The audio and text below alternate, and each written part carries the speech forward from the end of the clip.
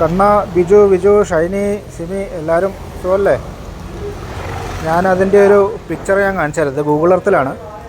ഇവിടെയാണ് ആ പുഴയുടെ ഉത്ഭവം. ഇത് കണ്ടോ, ഇതാണ് ഉത്ഭവം. ഇവിടുന്ന് പൊട്ടി വന്നിട്ട് ഈ പുഴ ഒലിച്ചു വന്ന് ഈ കല്ലും മണ്ണും പാറയൊക്കെ കൂടെ വന്ന് ഇതാണ് മുണ്ടക്കൈ കേട്ടോ. മുണ്ടക്കൈ എന്ന് പറയുന്ന സ്ഥലത്ത് ഈ കാണുന്ന വീടുകളും ഈ പുഴയോട് ചേർന്ന് ഈ കാണുന്ന വീടുകൾ അതൊക്കെ അതിൽ ഒലിച്ചു പോയി. ഇവിടെ കണ്ടോ, ഈ പുഴയോട് ചേർന്ന് എത്ര വീടുകളാണുള്ളത്. ഇതെല്ലാം പോയി നേരെ വന്ന് ഇതാണ് ഇപ്പോൾ നമ്മൾ ന്യൂസിൽ കണ്ടുകൊണ്ടിരിക്കുന്ന സ്കൂള്, ആ മരം, ഇതൊക്കെ. ഇതിൽ ഈ ക്രോസായിട്ട് കാണുന്ന ഈ ബിൽഡിംഗ് മാത്രമാണ് ഇപ്പോൾ അവിടെ നിലനിൽക്കുന്നത്. ബാക്കി ഇവിടെ ഇത് മൊത്തം പോന്നു. ഈ കാണുന്നതാണ് അവിടെ ഒലിച്ചുപോയ പാലം. ആ പാലം, ഈ കാണുന്ന അമ്പലം, ഇതെല്ലാം പോയി.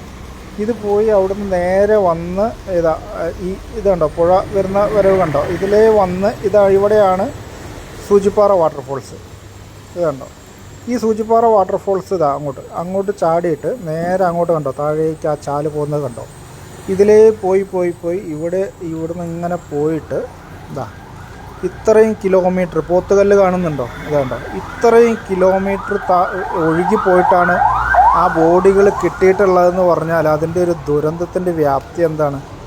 അത്ര ദൂരം ആണ് ബോഡി ഒഴുകി പോയിട്ടുള്ളത്. നമുക്ക് ചിന്തിക്കാൻ പോലും പറ്റാത്തത്ര ദുരന്തമാണത്. ഇനിയും എത്ര ആൾ കിട്ടാനുണ്ട് എന്നുള്ളതാണ്.